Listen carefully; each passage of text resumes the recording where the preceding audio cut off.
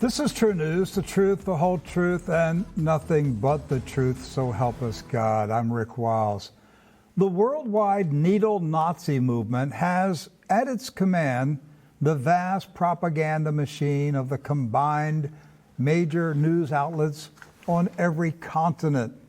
Never has the world seen a more coordinated global propaganda campaign. While the neo-Nazis press on to accomplish their agenda in Australia, Austria, and Canada, the neo-Nazis are running into resistance in many other places.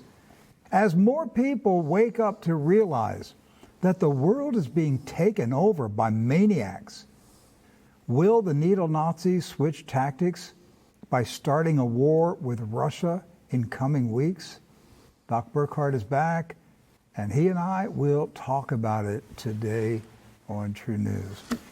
Glad to have you back, Doc. You had your day off like I did last week. Yeah, I had joint aches and pains, and so just old-fashioned flu going around. Yeah, and so it started late last week, but feel great today. Glad to be back, and I was watching the chat yesterday and watching all the comments on the Greatest Reset, and so people are getting really excited about the Greatest Reset, Rick. The Greatest Reset's coming along quite well. We're a little behind schedule, but there's a lot in it. We have more interviews than we ever anticipated, and so we're expecting somewhere early March to release the film. But you know, we're done recording. They're taking one more trip. They have one more, actually 2 interviews in the next trip, and then they're just finishing up the production and should have it out in early March. So, what we're talking about today is, are the neo-Nazis, are they running into a wall of resistance? My view is yes, that I am seeing every week more people, and I'm talking about people of influence who are saying, wait a minute, this isn't making sense. What are we doing here? I don't think that the people that are waking up right now, I don't think that they're fully comprehending the agenda and the plans of the neo-Nazis, but they are realizing the narrative doesn't make sense. So the narrative is crashing. Right. And we're going to give you some examples, and 2 of them come from Israel, of all places. Right. One of the most vaccinated countries in the world, and some of their top scientists and doctors are now breaking ranks and saying, this doesn't make sense. What are we doing? So the first one is Professor Ehud, I believe it's Kimron? Kimron, yes. Kimron. And he said, it is time to admit failure. We'll put this is number 2. Let's put this up on the screen.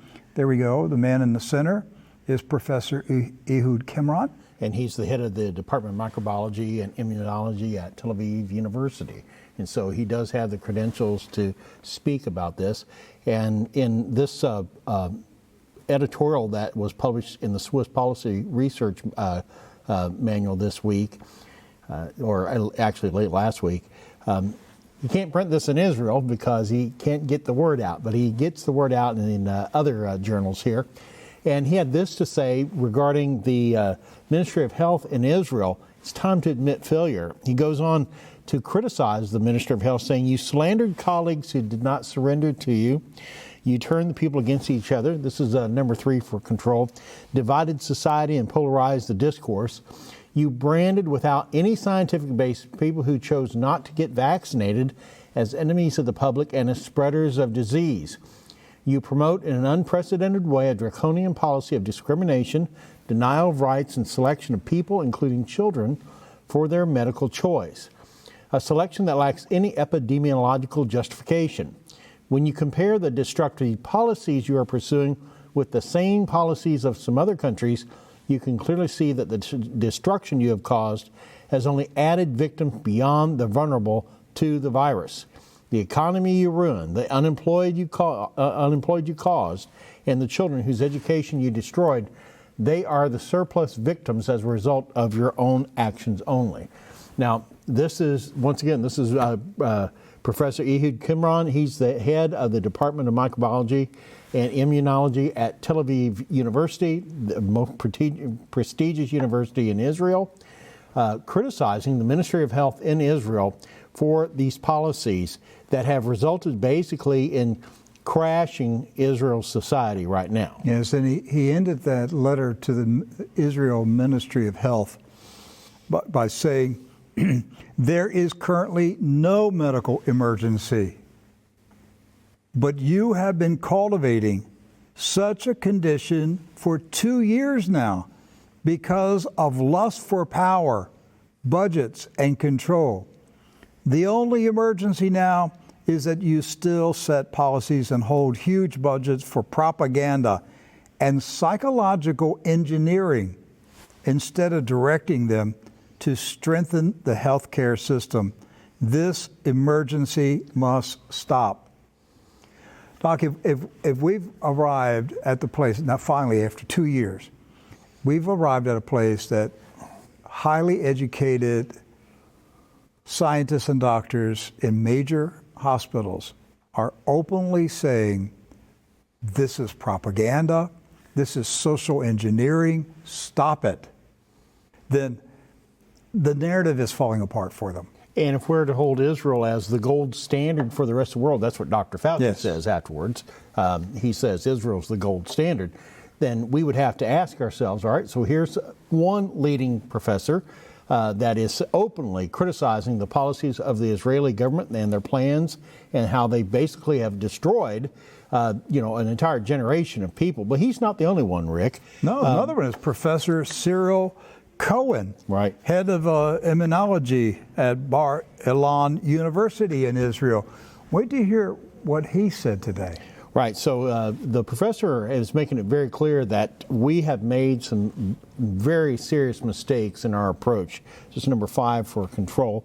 In a article from The Unheard, Professor Cyril Cohen, he's the head of immunology at Bar Ilan University, as Rick said, and a member of the advisory committee for the Israeli government. Now, in a wide-ranging and forthright interview, the professor tells Freddie Sayers in an interview on The Unheard about several things that they've really messed up on here. And so if we can pull up number 6 for control here, and they say the green pass or the vaccine passport concept is no longer relevant in the Omicron era and should be phased out, and he expects it to be phased out in short order in Israel. He and his colleagues, listen to this, Rick, were surprised and disappointed that the vaccines did not prevent transmission. Finally, someone admits this out loud, as they had originally hoped. The biggest mistake of the pandemic in Israel was closing schools and education, and he apologized for that. Widespread infection is now an inevitable part of the future immunity, otherwise known as herd immunity, which they had touted at the beginning of the pandemic. Omicron has accelerated the pandemic into the endemic phase, in which COVID will be like the flu. All right, let's leave this up here on the screen. Again, another highly respected, educated medical professional, a professor at the Bar Ilan University in Israel. And what he is saying is Israel's vaccine passport, called the Green Pass, is no longer relevant, and it should be phased out, and he expects it to happen in the near future. Right. So they're throwing in the towel on the vaccine passport. It's not working. They at least know he thinks that's what's going they to happen. know it's not working. He and his colleagues were surprised and disappointed that the vaccines did not prevent transmission. And what were we told, Rick? What was the spiel that everybody was putting out there? Why should you get vaccinated, Rick?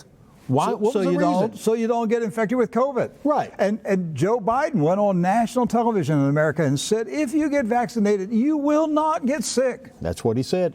After all, he's a medical doctor, right? But he spread medical misinformation. And he went on to say that the biggest mistake was closing the schools. He apologized for it. Here's a professor apologizing to the nation. I hurt your children by endorsing a policy that was wrong. He says widespread infection is now inevitable. We're going towards herd immunity. Well, that's what they said at the beginning of the pandemic.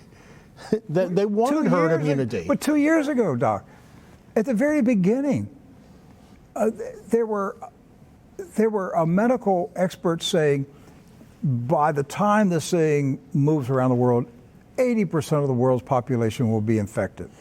Now, Rick, are these doctors now coming out because they are frustrated with it, or because really the jig is up, as we used to say back home? You can't hide the fact anymore that people are still getting COVID and they're getting Omicron and everything, fully vaxxed, fully boosted. Well, that's what I'm saying, Doc. The jig is up because any thinking person looks at this and says, I can't continue to tell my brain something that's not true.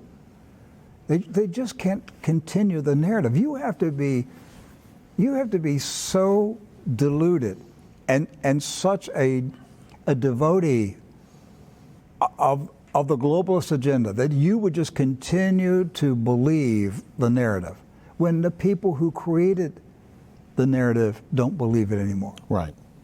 But if you ask the average person out on the street right now, why'd you get vaccinated?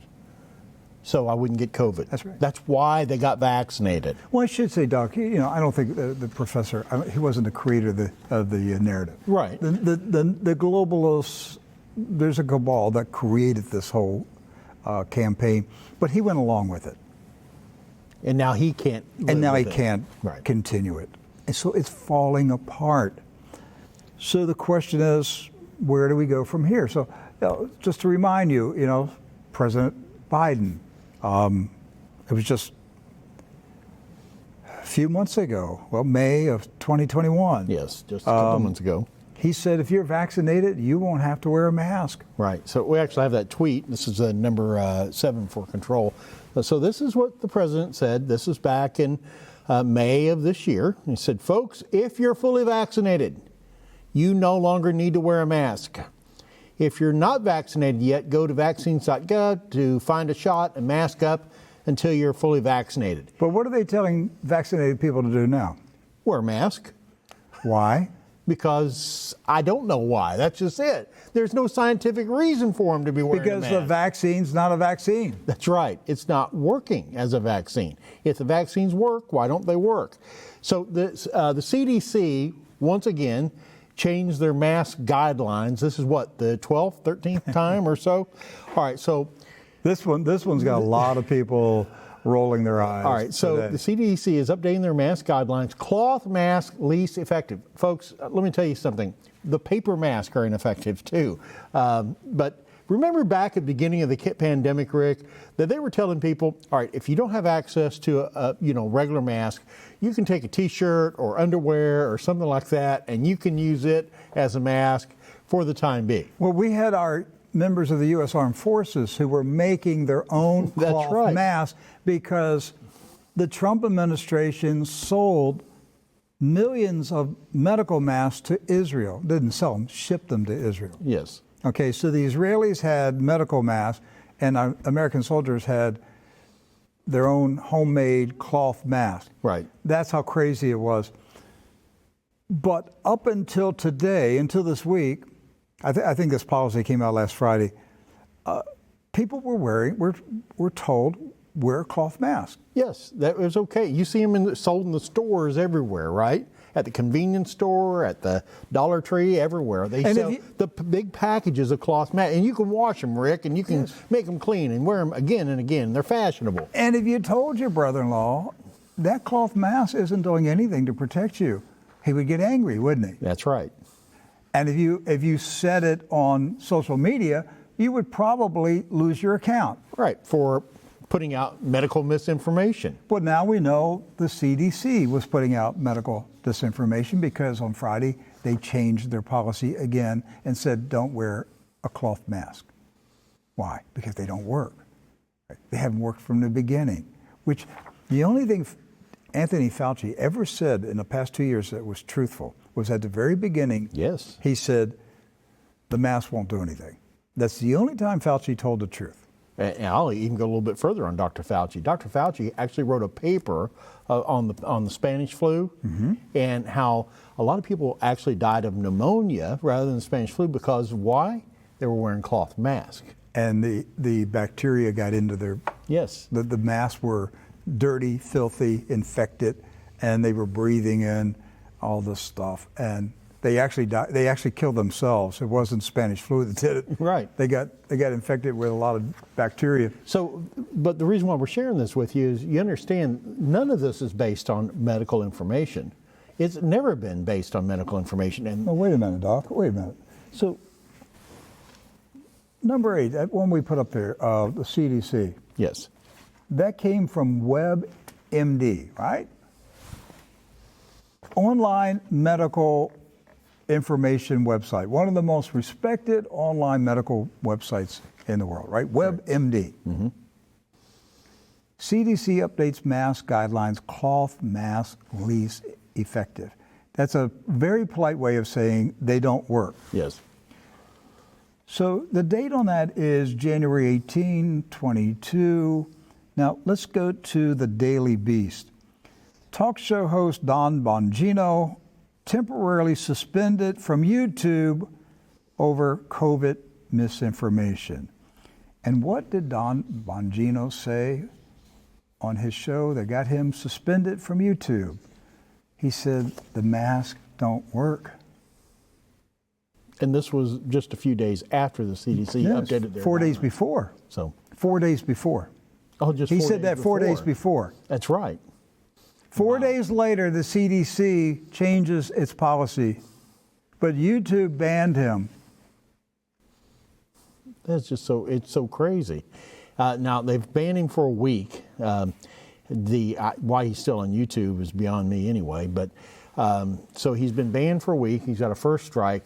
Mr. Bongino, get up to the third strike level like True News. Yeah. You'll be in the elite crowd there. And Prove so- you're a true patriot. You know, That's right. get yourself banned from YouTube. Now, Senator Rand Paul of Kentucky wants an apology because he said quite some time ago that the cloth masks were not effective. Now, he's a doctor; he would know, but he got banned. Let's see, he was what? Who suspended him? Was it Twitter that suspended him for making those statements? Anyhow, it wasn't Twitter because he tweeted, will the CDC admit I was right about cloth masks? Right. So And he's waiting for an apology. Keep waiting. You're not going to get it. No, he's not going to get it. They're not going to apologize to anybody that they've censored. And they'll censor you tomorrow. And they'll change their policy a day after they censored you. And they've done it again and again and again. Oh, there he is. Yeah, Does this mean the snot-nosed censors at YouTube will come to my office and kiss my you-know-what and admit I was right? No, Senator, they won't. They'll find something else to censor you about. That's right, because it changes from day to day, from week to week, from month to month. And look at the data. It's January 15th. I mean, again, all of this is happening within days. Change policies, censorship, none of it is consistent. The narrative is falling apart. It's falling apart. And I want to encourage those of you who have resisted the propaganda. Don't feel discouraged. We're winning. We are winning. Their narrative is collapsing. They can't hold it together. Now, in a few minutes, I'm going to tell you what I'm concerned about because their narrative is collapsing. That's the good news is they're losing control. But the bad news is they're losing control. They're losing control and they're going to They want it back. panic and they're going to do something to get back the power. That's what we have to watch. And let's fight them on that also. We don't have to allow these needle Nazis to get away with their plans. We've resisted for 2 years. We can continue to resist. And every time they make a change or turn in their tactics and their strategies, we can head them off. let's frustrate them, let's block them, let's expose them, let's fight them, let's resist, and not let them get away with the genocide that they've been carrying out. So the next one, Lara Logan has been dropped by a major talent agency, UTA, because she said on Fox News that Dr. Anthony Fauci was like America's Joseph Mengele. So one of the biggest talent agencies in the world told her this week, we don't want you anymore. Right. You said something bad about Anthony Fauci. Get lost. You're not allowed to have freedom of speech. You can't think on your own. Now, Fauci can torture puppies, experiment on live orphan children, but he's not banned anywhere. No. And Dr. Fauci can change his story on a regular basis, which he has. He was first no mask, then double mask, then triple mask. And you watch next week, he'll say, you know what, we don't need masks anymore. And no one will say And the media anything. will go along with it. They'll go gaga and, well, Dr. Fauci said something smart. And he'll probably get another $1 million check from Israel soon. And so, because he's doing what he's supposed to do. He's Dr. Mengele for the needle Nazis. Here in Florida, a local station WBPF in Palm Beach, they did a report this week with a local Palm Beach speech therapist who said she has seen nearly a 400% increase in visits to her office by children having speech delays, parents bringing their children to her. And she said that the disruption in the development of language among children is primarily caused by wearing masks. Now, you may be asking, well, why is that the case? Well, a lot of children learn to mimic one another, learn to form words. They're watching your lips. Right. And so when I was a kid, I had to go through several years of speech therapy to take care of some things, like some kids do. And they made you sit there and watch the therapist. And the therapist would say, watch how I shape my mouth. Watch how I move my lips. Watch how I put my teeth. And so a lot of children, they just pick that up naturally. Some have to be trained in that.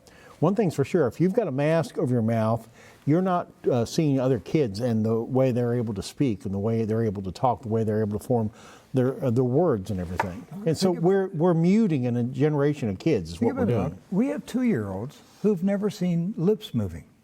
Yes. I just thought about it myself.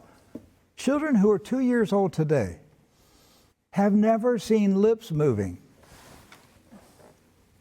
because everybody's wearing a mask for the past 2 years. And so you've got a whole generation of children here who have basically been muted, who've been, not only is the mask symbolic in shutting you up, but now you can't even form the words to speak. And also, Doc, not only just for children, it's for adults too. The audible pronunciation of words. How many times, Doc, in the past 2 years, have you asked somebody to repeat what they said because they're wearing a mask and you're not quite sure what they said? Oh, you mean like at the drive-thru at the fast food place?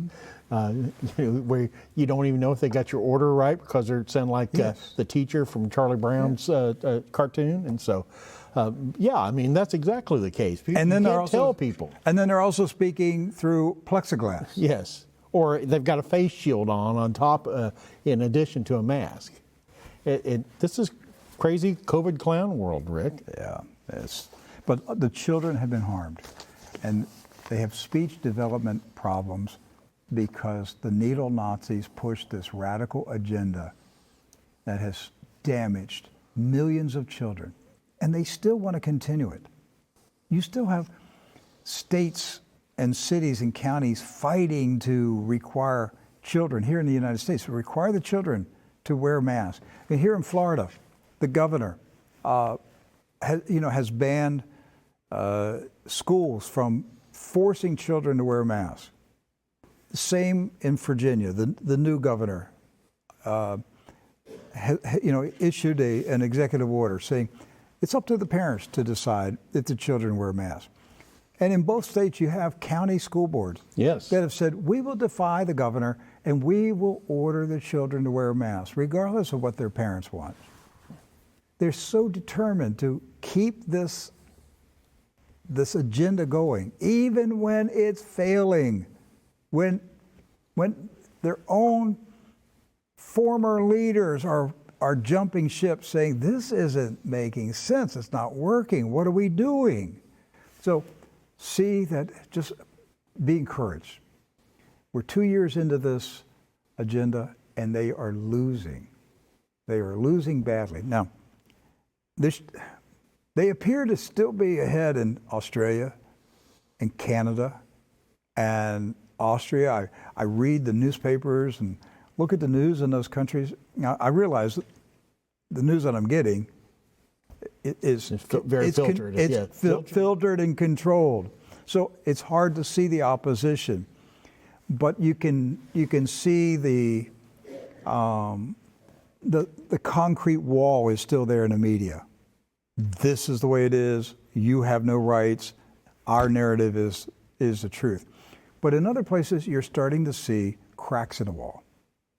And you're seeing other voices that are now, like in Israel, these Israeli scientists are now speaking out, saying this isn't working, it's not right. But in some countries, they're still holding to the narrative.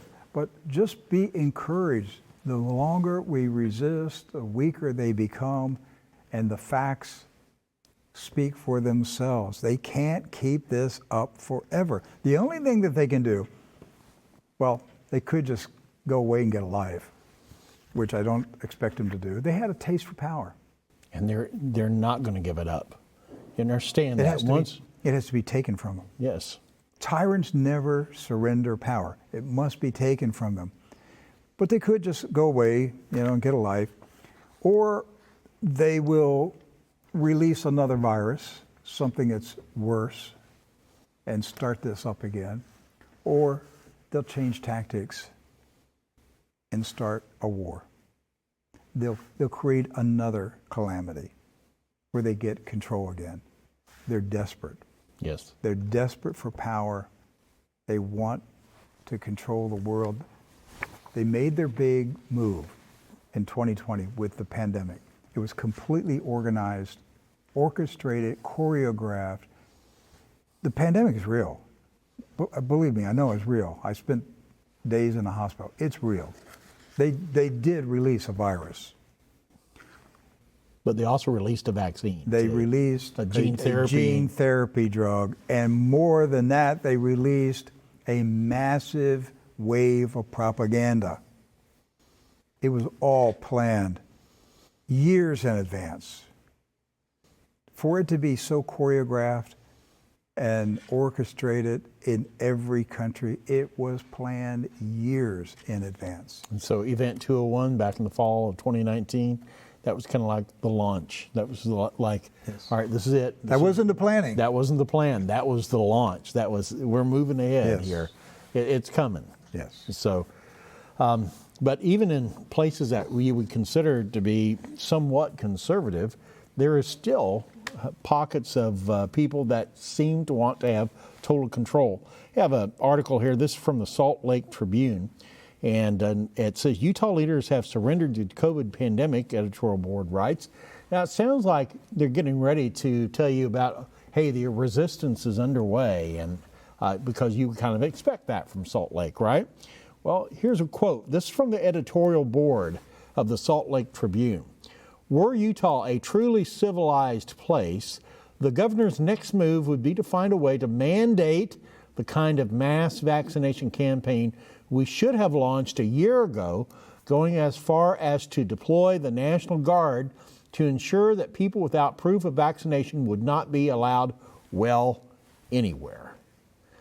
And so, Rick, even in some of the more conservative pockets of America, you still have the propaganda meisters out there that are still trying to make all this happen. And they're saying let's militarize it. Let's bring Yes. out the National Guard and make sure that the people who have resisted don't go anywhere. They can't go out of their homes or out of their camp, as it might be. Doc, I saw a poll today, so roughly 50% of the Democrats in America want concentration camps for the unvaccinated.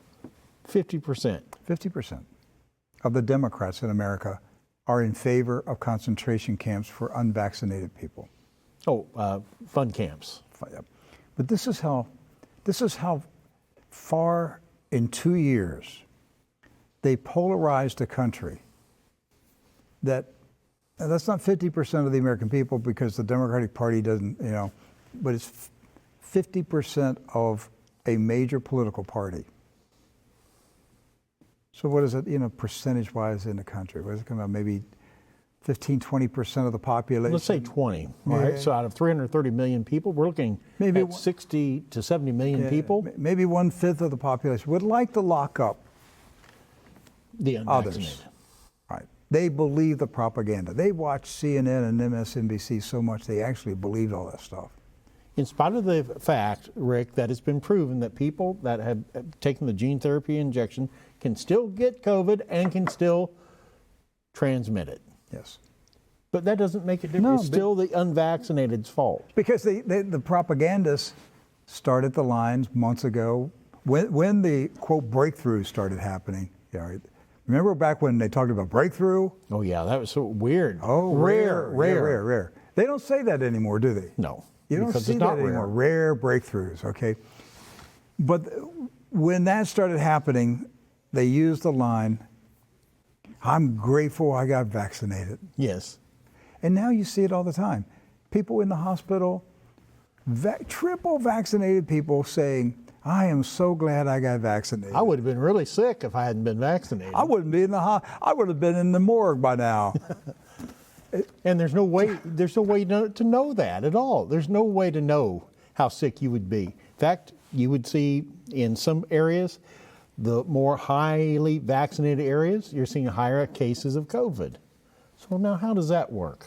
Well, And the insanity is so deep that you've got some states and counties that are allowing COVID infected doctors and nurses to work in the hospitals because they're understaffed, because they fired unvaccinated, healthy doctors and nurses. right. Try to figure out the logic of that thinking. There is no logic There is to it. no logic. Our research team just sent over the information. That was a Rasmussen report. 47% of Democrats favor a government tracking program for those who don't get a COVID-19 vaccine. A government tracking program, but what I saw was they want quarantine camps. They want quarantine camps. They want people locked up. What's scary about this is that the neo-Nazis have indoctrinated millions of American citizens to believe that their fellow citizens should be detained and imprisoned in concentration camps. How close are we to dictatorship? Well, we're here. I mean, we've arrived because if people, dictators only have the power that the people give them. And of course, dictators also have all the jet planes and the nuclear bombs, as Joe Biden said last year. And so, Well, Doc, back in the Soviet Union days of Russia, I did find that. Did so you? yeah, so 45% of Democrats would favor governments requiring citizens to temporarily live in designated facilities or location if they refuse to get a COVID-19 vaccine. Will that be in the Democratic platform in 2024? It may as well be at this point. I mean, you'll have people running for office on that, campaigning. I'll lock up the unvaxxed. Is that where we're at right now? That actually will be part of the presidential campaign? Are we going to see that in 2022 in congressional and Senate races, people campaigning saying, I promise to lock up the people who are unvaxxed? I don't know. Let's see how far they take it this year.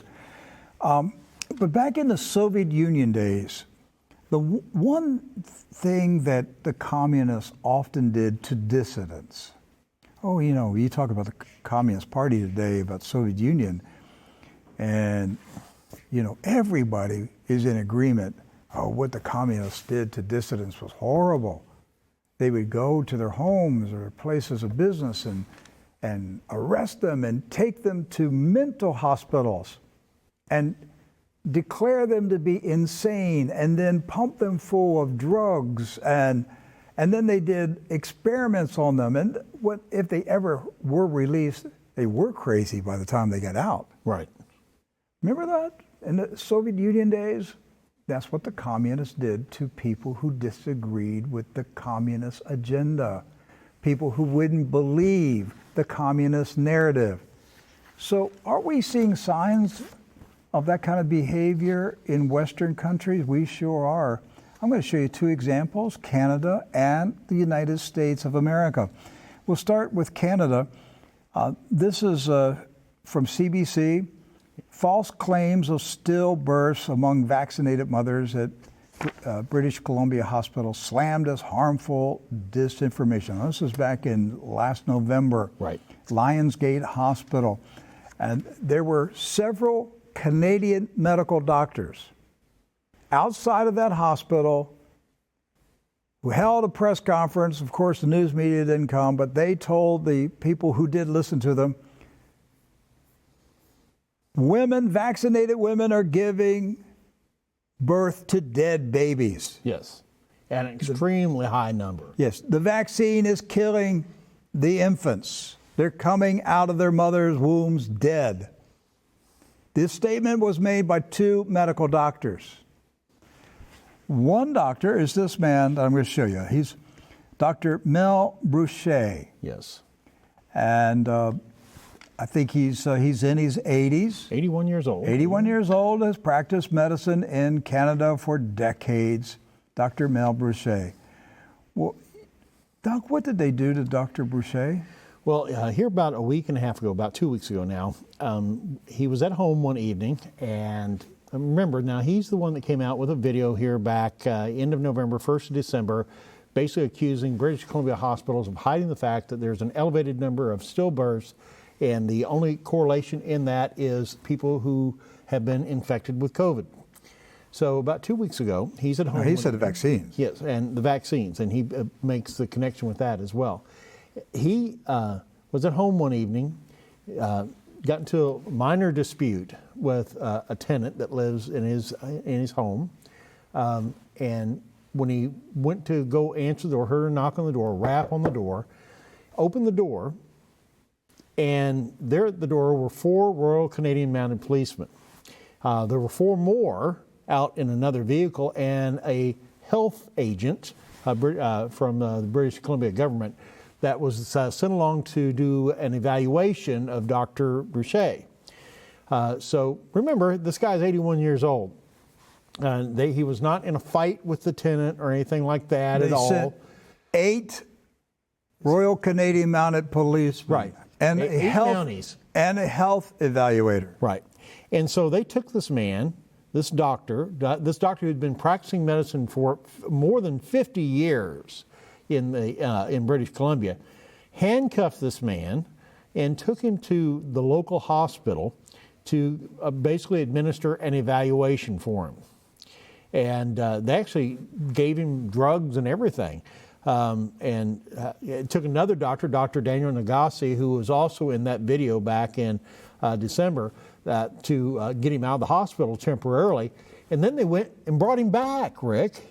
He not only was released temporarily, they ended up bringing him back to the hospital and basically declaring, you're out of your head. And so now there's a lot of talk about what's happening here with Dr. Bruchet, what's going to happen to him, whether he's going to end up losing his license. Doesn't it sound like the Soviet Union? It sounds exactly like the Soviet Union. They'd come and get you. If you criticize the Soviet Communist Party, they'd come to your house, arrest you, and take you to a mental institution. Yes. And most likely you were never released.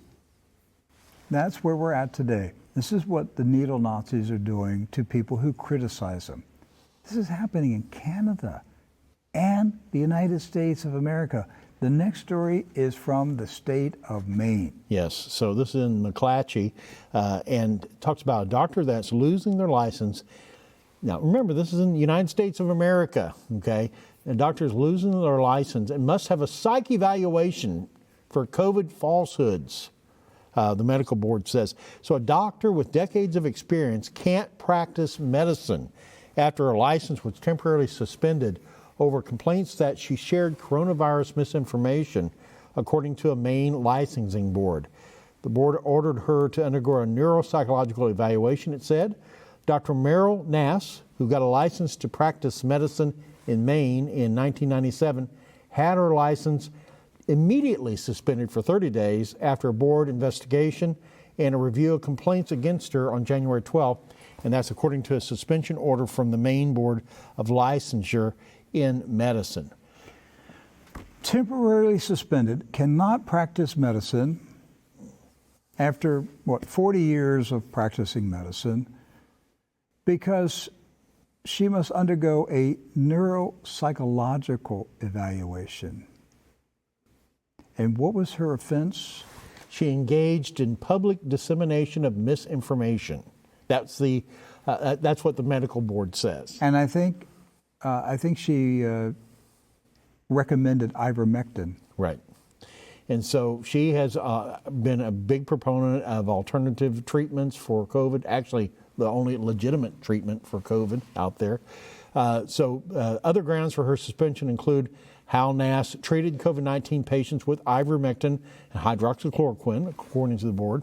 So you can't give them real medicine to help cure them, but you give them a fake medicine to keep them ill. And so, but the board that is going to evaluate her for neuropsychological disorders, they wouldn't have a problem with a doctor injecting a COVID patient in the hospital with a drug that puts them into a deep sleep and suppresses their breathing, would they? No, they wouldn't have a problem at all because they authorize that on a regular basis. Mm-hmm. And so, called euthanasia. You know, here's the irony of this. Ivermectin and hydroxychloroquine have shown to be have worked for those who have been experiencing COVID symptoms. And in fact, it comes in packets in Mexico for treatment of COVID, packets in India for treatment of COVID. They put ivermectin in there. And they try to get her and say, well, ivermectin isn't approved for human use. It was originally designed for human use. The guy who invented it got a Nobel Prize for it. That's the reason why he won the Nobel Prize. And hydroxychloroquine is approved by the FDA. Any doctor can administer it under their own judgment. And we showed a Reuters news article from 2020 in the early days of COVID, where Reuters, a left-wing news organization, reported that ivermectin was highly effective in treating COVID. Right. But you can't say that anymore, can you? No, because it's highly effective in treating COVID. It is treating people. Well, she's calling this a witch hunt, and it really is a witch hunt. It's Soviet Union tactics, Doc.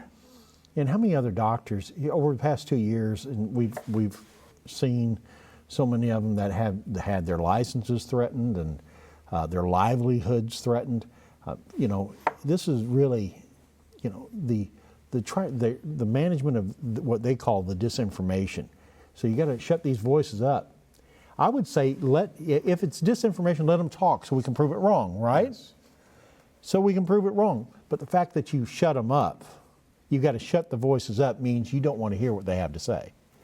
It's not that they don't want to hear, they don't want anybody else to hear what they have to say. They know what you're saying is true. It was only a couple of weeks ago that Doc and I said on this program, we were talking about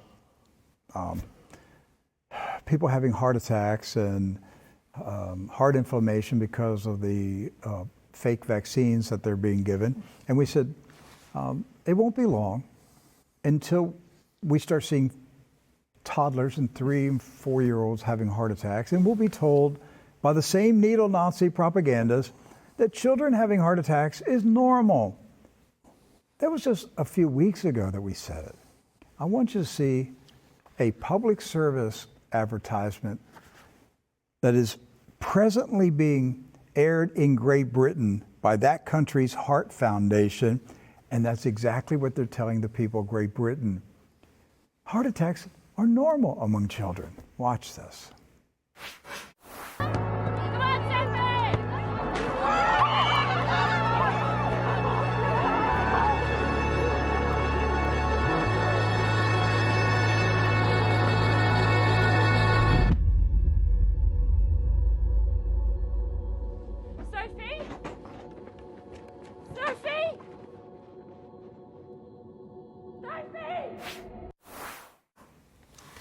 When's the last time you've been to a high school sporting event and a cheerleader had a heart attack?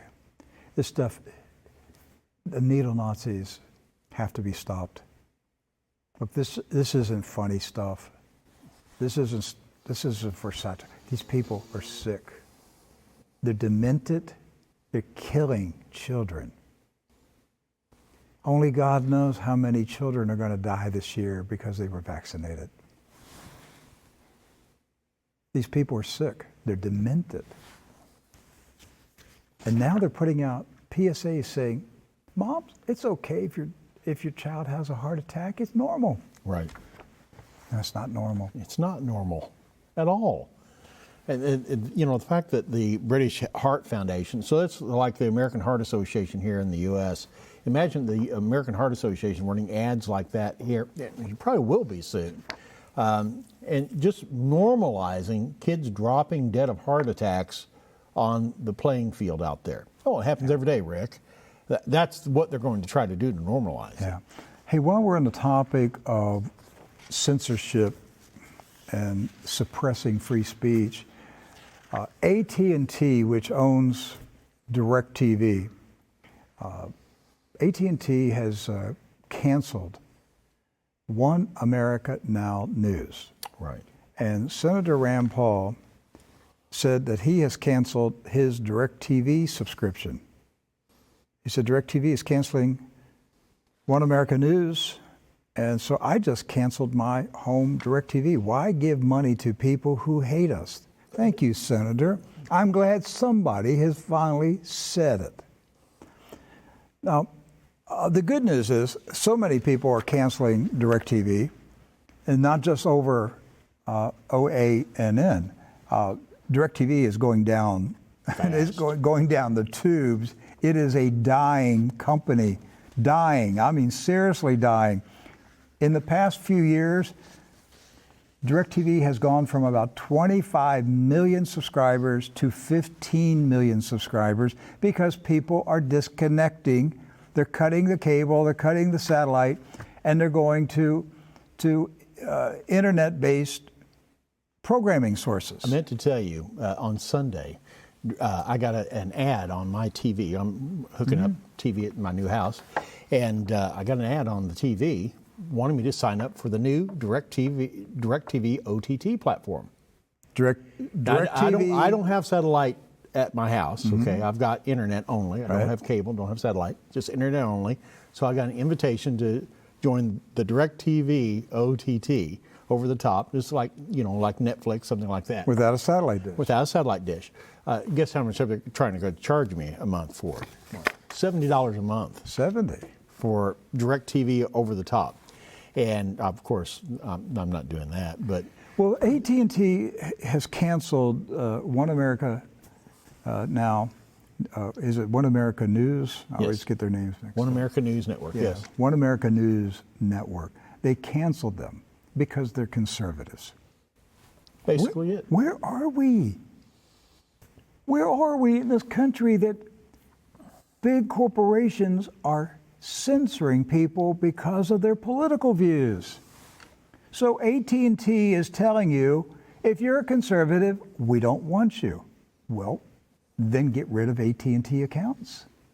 If you have DirecTV, cancel it. If you have AT&T phone service, get rid of it. Don't give them money. There are choices out there.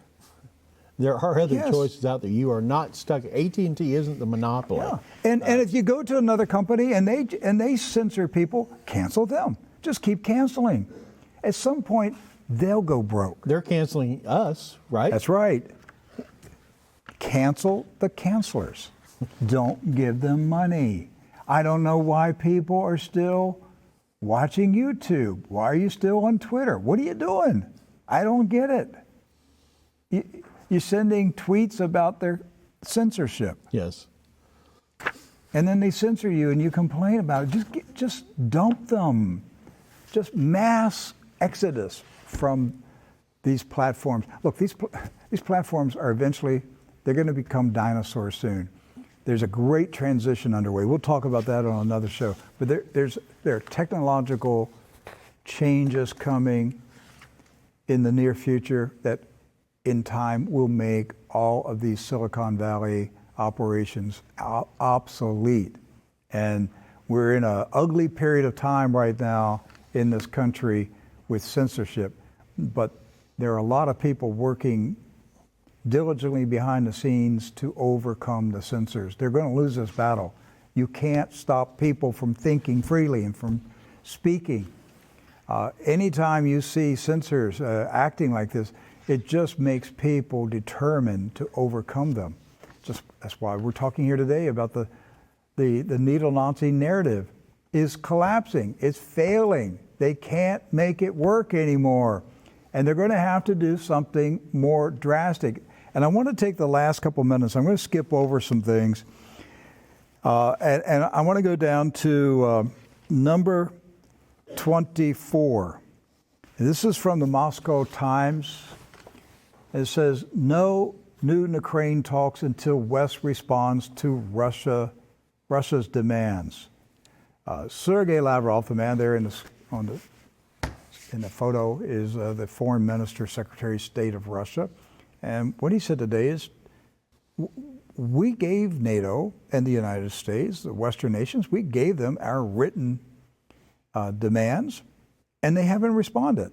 Right, and Mr. Lavrov goes on in this article to say, President Biden and NATO promised a response to us, promised a written response. And isn't that Russia is holding them over the barrel? It's this Russia is saying, we need to have it in writing what your intentions are moving forward. That way there can be no question about where you stand. So the U.S. and NATO want to do talks. Right. All right, so talk is cheap. So Secretary of State Blinken and Sergei Lavrov are going to meet this Friday. Yes. What Mr. Lavrov is saying is talks are they're just time wasters. Put something in writing. We put something in writing. We said, here are our demands. This is what we want. We're expecting you to respond in writing, not talk. Because in talks, nothing gets done. Put it in writing. Right. Respond to our security concerns. What's Russia's security concerns? They want NATO troops and missiles and armament removed from their border. And they're not bending on this. It's a red line. And folks, I am absolutely certain that the decision has been made in the Kremlin. They will take out NATO assets in the very near future if they do not get something substantial in writing from the West. I absolutely believe Russia will strike. I believe they've made up their mind. They've reached a point where they said, we have no choice. They're on our border. Their missiles can reach Moscow in 5 minutes. We can't allow this. I believe that the decision has been made. They're saying to the West, we don't want to have a war. Nobody is going to come out on top.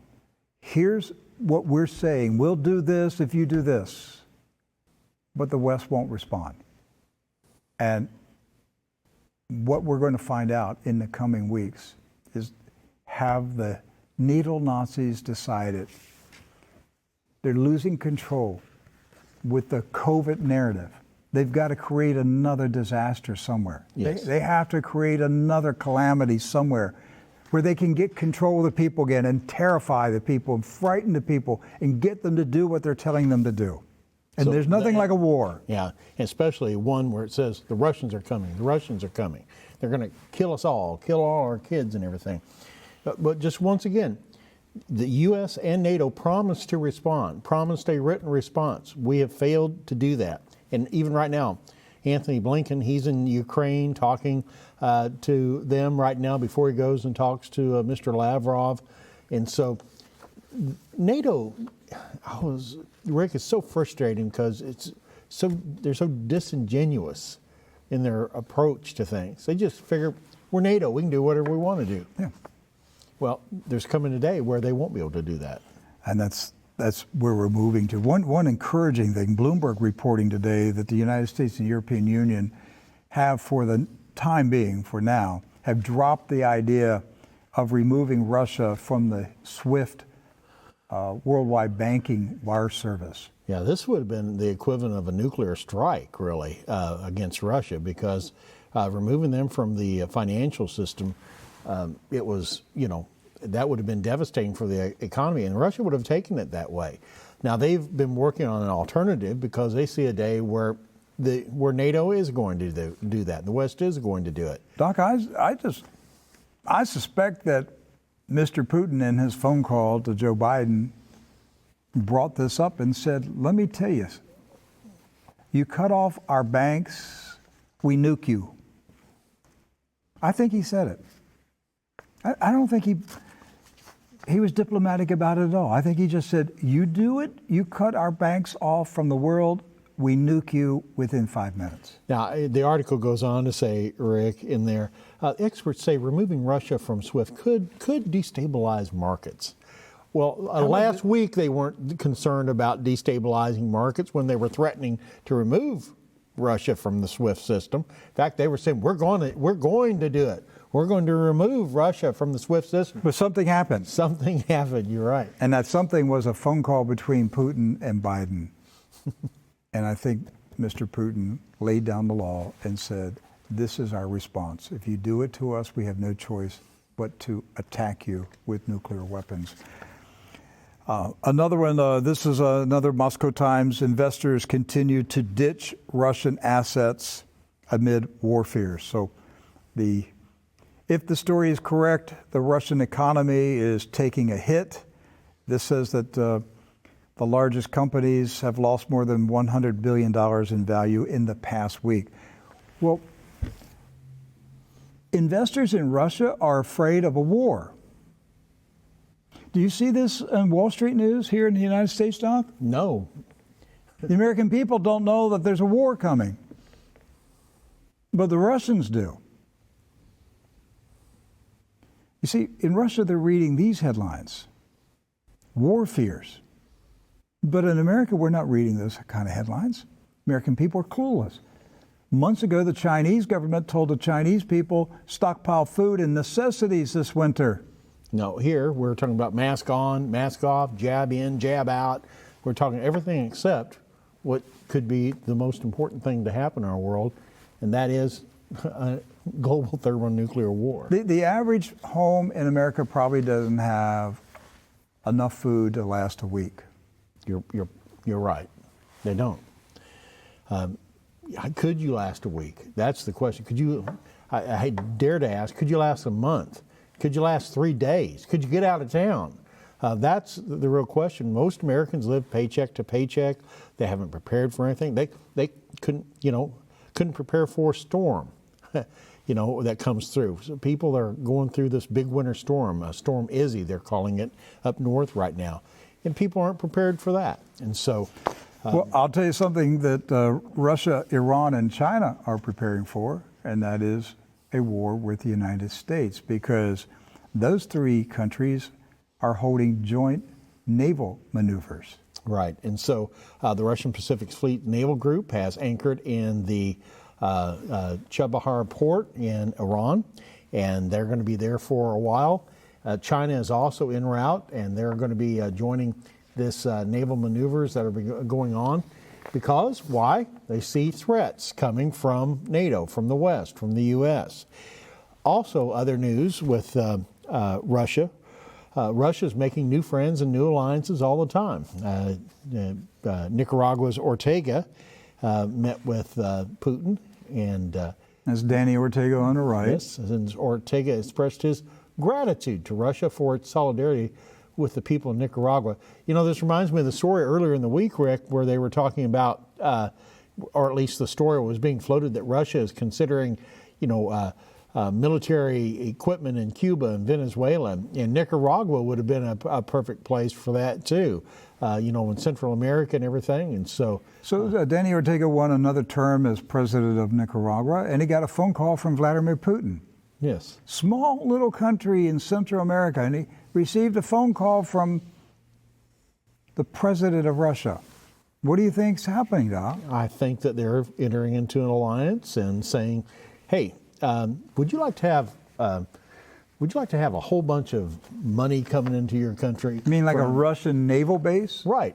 So a warm water port for the Russian fleet, let's say. You tie that in with Cuba and Venezuela. I mean, you've got a triad there in the Caribbean, and a major military presence by the Russians in the Western Hemisphere. But today, today, a leading Russian politician told the State Duma in Moscow, we don't need Russian military bases in Cuba and Nicaragua and Venezuela. We don't need them anymore because our hypersonic missiles make military bases obsolete. Yes. Now, this was spoken by the head of the Russia Duma Defense Committee. It'd be like our Armed Forces Committee in our Congress. And so basically he's saying, you know what, the United States, they have bases and camps and everything spread all over the world. Why spend all that money when you've got a missile that can go anywhere in 5 minutes? I mean, he's got a great point. I mean, you can park a submarine or a ship out in the Atlantic Ocean and you can reach virtually any point in the Western Hemisphere and still be in protected waters. Yes. And so it's a floating military base. Yes. And so the question is, does Russia need military bases? And you know what? We get thinking in terms, America has such a wide footprint all over the world, bases in every country that we've, been at war with and everything. But what's the purpose of them? What's the purpose other than right now, after I read that article today, I saw them as targets today.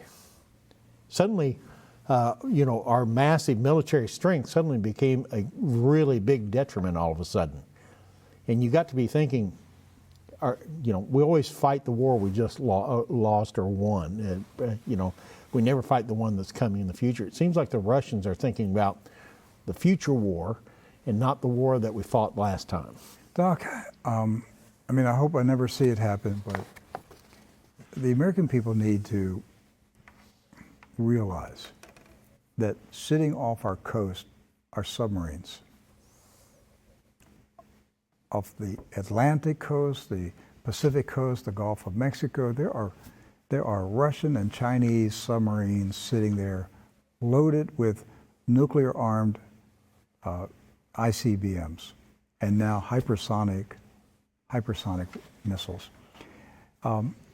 While you're sleeping, in a minute, within 3 to 5 minutes, Washington, D.C., Norfolk, Virginia, San Diego, Seattle, Denver, Colorado Springs, Pearl Harbor, yes, could all be obliterated in 5 minutes. And you and I wake up to a country that has no defense, that's out of business. And if there are any leaders left alive, they're surrendering. That's how fast it can change. And the Bible talks about proud and haughty people and proud and haughty nations and how fast they come down and disappear. That's where America is at right now. We become a proud and haughty nation that's in rebellion against God. And I have been sounding this warning since 1998 for America, the American people, to humble themselves, to repent, to fall down on their knees and cry out to God to have mercy and to forgive us and to turn from our wicked ways so that our enemies do not get the upper hand on this country. It is Almighty God who has protected us. It is not God who's bringing the destruction. It's ourselves bringing the destruction on ourselves. The problem is when the Lord lifts his hand of protection and steps back and allows the enemies of the country to have their way. That's when we're in trouble. And so, once again, I am still sounding that alarm. America, your only hope is Jesus Christ. There is no other way, no other Savior, no other solution to your problems. Things could turn around in this country, in this world, if people would humble themselves and believe on the name of Jesus Christ and turn from their wicked ways. All these problems that we're talking about on news every day, these problems would go away. They would go away, Doc. Yes. All the things that we worry about and argue about and contend with others about, the problems would go away if people would get on their knees and cry out to Jesus Christ and turn from their wicked ways. Why don't we do it? Rebellion, stubbornness. That's the only reason. Because humans don't want to submit. That's the reason. That's it. There's no other reason. They don't want to submit because they don't want to give up control. And you have people in this world right now who are seeking to build a kingdom for Lucifer. And they are building a new world order for Satan himself to take control of mankind. We live in a perilous time. We live in an exciting time. It's exciting because we're going to see Bible prophecy fulfilled in front of our eyes. And the greatest prophecy is the return of Jesus Christ. Amen. That is the most wonderful thing that can happen. He is our blessed hope. The rapture is not our blessed hope. It is the parousia, the return, the presence Amen. of Jesus Christ himself. There's nothing after the second coming except forever Jesus. Forever Jesus. That's what happens. It's not a 1,000-year kingdom. It's not a Jewish empire in Jerusalem ruling the world for 1,000. No, it is Jesus forever. Jesus forever. That's what happens when Jesus Christ comes back. And I'm excited about it. It's what motivates me, excites me, is what keeps me going to tell people that Jesus Christ is coming back. Use this time when people are talking to you about the dire state of the world. Say, you know, it's going to change suddenly. In the twinkling of an eye, it's all going to change. Christ is coming back. Are you ready? Ask your friends, ask your relatives, are you ready? Christ is coming back. I love you very much. We'll be back here tomorrow. God bless. God bless you.